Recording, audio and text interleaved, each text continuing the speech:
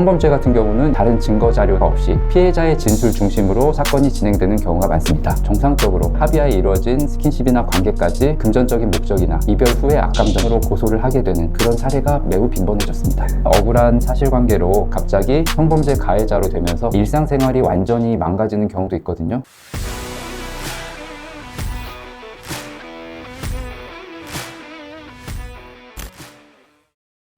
안녕하세요. 법무법인 베테랑 대전분사무소장 변호사 손재빈입니다. 오늘은 억울한 사실관계로 성범죄 가해자로 몰려서 조사를 받게 되는 분들을 위한 사례 그리고 대응 방안에 대해서 말씀드리겠습니다. 이분은 20대 직장인 분이신데 직장 회식 중에 직장 동료 여직원분하고 분위기가 굉장히 좋아졌어요. 그래서 이 여성분을 집까지 데려다 주는 과정에서 서로 또 친밀감이 더해져서 이 여성분의 집에 가서 함께 관계를 맺게 됐습니다. 그리고 그 다음날까지도 뭐 특별한 이상이 없었는데 갑자기 한 2주쯤 뒤에 경찰서에서 연락이 왔습니다. 그 여성분이 남직원분을 강간으로 고소했다고. 그리고 고소장의 내용은 이 여성분은 그냥 인사불성이 돼서 자고 있었는데 아침에 일어나 보니까 옷이 벗겨져 있더라. 아무래도 이 남성분이 자신이 인사불성이 된 사이에 강제로 성관계를 가진 것 같다 라는 내용으로 신고를 했습니다. 그래서 당연히 여성분의 몸에서는 DNA 같은 체액도 발견이 됐습니다. 이 남성분은 갑자기 성범죄 가해자로서 조사를 받게 되면서 급하게 저희 쪽을 찾아주셨습니다.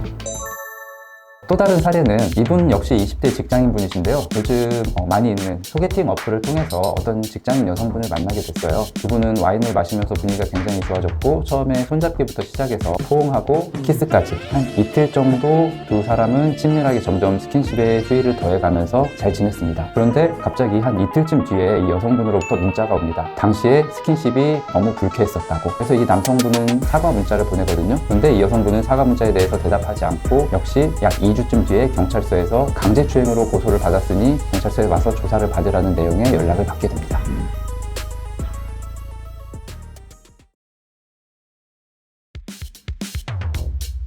2010년대 후반에 미투 운동 이후로 사회적으로 피해자들의 보호에 대한 관심이 굉장히 커지고 그동안 정말 피해자이신데 목소리를 내시지 못하던 분들의 목소리가 비로소 이제 사회에 반영이 되게 됐습니다. 이거는 굉장히 긍정적인 현상인데요. 그런데 또 이런 현상이 있다 보니까 반대로 실제로는 당시에 동의하에, 합의하에 이루어진 스킨십이나 성관계에 대해서 이후에 금전적인 목적이나 이별 후의 악감정이거나 이런 여러 가지 다른 동기들로 인해서 정상적으로 동의하에, 합의하에 이루어진 스킨십이나 관계까지 고소를 하게 되는 그런 사례가 매우 빈번해졌습니다.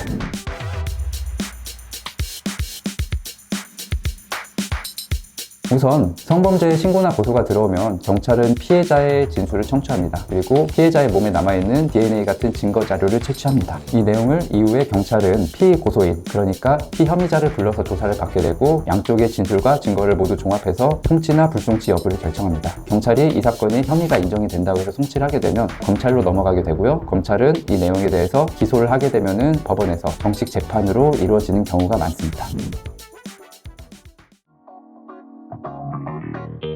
성범죄가 가진 고유의 특수성이 있기 때문이거든요.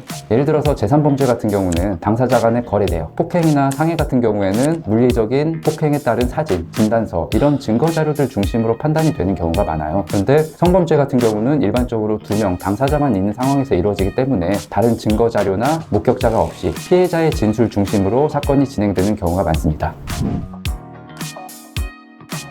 성범죄는 형사처벌 외에 불이익이 많이 따르게 됩니다. 첫 번째로는 취업 제한, 공기업이나 의료 계통뿐만 아니라 이런 종류의 직업군들에서 성범죄의 전과가 있다라고 하면은 현실적으로 취업 자체가 불가능해지는 경우들이 많고요. 그리고 신상정보 공개 제도가 있거든요. 자녀가 계신 분들은 성범죄자 알림이 사이트 보셨을 거예요. 우리 동네에 어떤 성범죄자들이 있는지 이런 부분들이 집안의 보호 대상이 있는 가정들을 위해서 굉장히 좋은 제도고, 그런데 반면에 혹시나 내가 억울한 누명을 쓰게 됐다면 평생 낙인이 찍혀서 살아갈 수 있는 그런 위험 부담을 가지게 됩니다. 그리고 성범죄자 신상정보 공개 이외에도 우리 보통 전자발찌라고 하죠. 위치 추적 전자장치라고 하는데 이 전자장치를 부착하고 생활을 하는 경우가 생기기 때문에 일상생활 자체가 어려워지는 상황에 처하게 됩니다.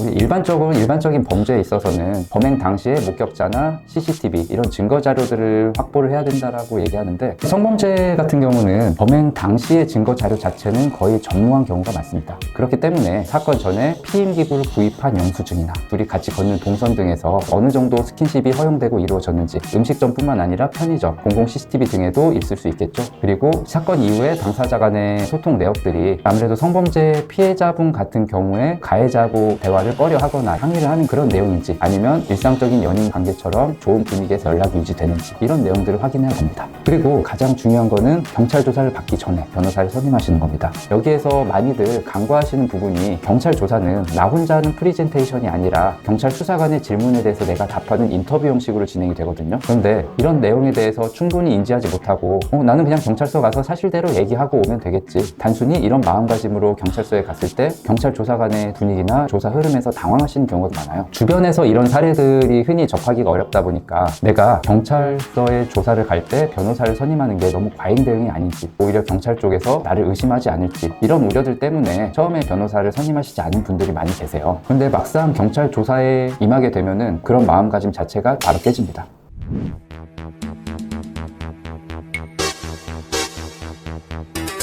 오셔가지고 이렇게 쓱 하고 가져가셨더구만요. 아니, 여기 CCTV에 나와 있는데, 선생님 이거 되게 간단한 건데 이거를 왜 아니라고 하세요? 선생님이 아니라고 해도 상관없어요. 저희는 어차피 CCTV에서 확인해서 이제 증거 자료로 그냥 검찰에다가 선생님 절도 혐의 있다고 유죄로 송치하면 그만이에요. 어차피 선생님만 불리해요.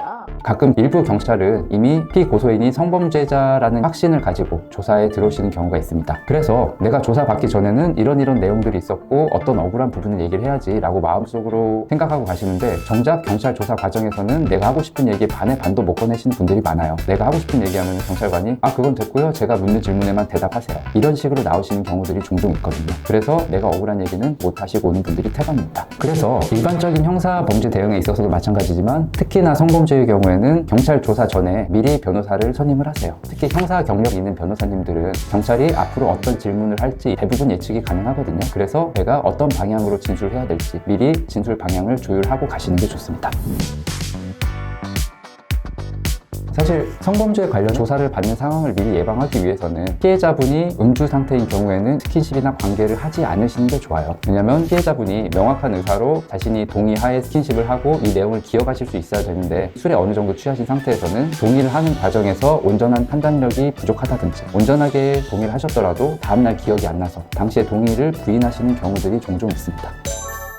통상적으로 경찰에 성범죄 신고나 고소가 접수돼서 이후에 검찰이 불기소 처분을 해야 내 혐의를 벗게 되는데, 이 기간이 보통 4개월에서 5개월 정도는 걸립니다. 이 기간 동안 경찰이나 검찰의 판단이 어떻게 될지, 이런 부분들에 대한 걱정, 주위의 시선, 특히나 직장 내 성범죄 같은 경우는 직무에서 배제되거나 해고가 되는 경우도 있거든요. 이런 이유들로 인해서 내 일상생활이 완전히 망가지는 경우가 있고 혼자 대응하기 너무 벅찹니다. 혹시나 이 사건이 성범죄 혐의가 인정이 돼서 재판까지 가게 되면 이 기간은 몇 년까지 길어질 수도 있습니다. 이 기간을 외롭게 혼자 지내면서 스스로 망가지거나 위험성을 감수하시기보다는 형사 전문 변호사하고 몇 년이 될지 모르는 기간을 같이 원팀으로 헤쳐나가시는 방법을 조언드립니다. 저희 법무법인 베테랑은 경찰 경력이 풍부한 변호사님들 위주로 구성이 되었기 때문에 경찰 수사 단계가 어떻게 이루어지는지, 경찰이 어떤 내용을 질문하는지, 그리고 어떻게 대답을 해야 될지 굉장히 잘 알고 있고, 형사 전문 변호사를 찾으신다면 저희 법무법인 베테랑을 찾아주시는 방법을 조언드립니다. 영상 잘 보셨으면 구독과 좋아요 눌러주시고요. 지금까지 법무법인 베테랑 변호사 송재빈이었습니다.